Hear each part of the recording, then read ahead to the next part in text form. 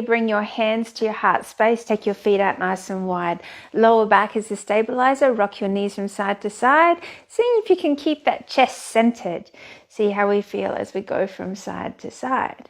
We're going to crisscross the legs and press forward with a nice straight back. See if you can focus in on your breath, inhaling through your nose and exhaling out through your nose. We're going to roll forward into those knees and take those legs nice and close together. Press into the tops of your feet, lifting up your knees. Roll into your toes. Find balance. We're going to press all the way up, keeping the torso nice and long. Hold balance, flex your foot. Come down. Let's go to the other side. Feeling like you're really rooting into the earth. Making our way back down. Bend your knees, come onto knees to toes. Back into the tops of the feet, lift your knees, crisscross your legs.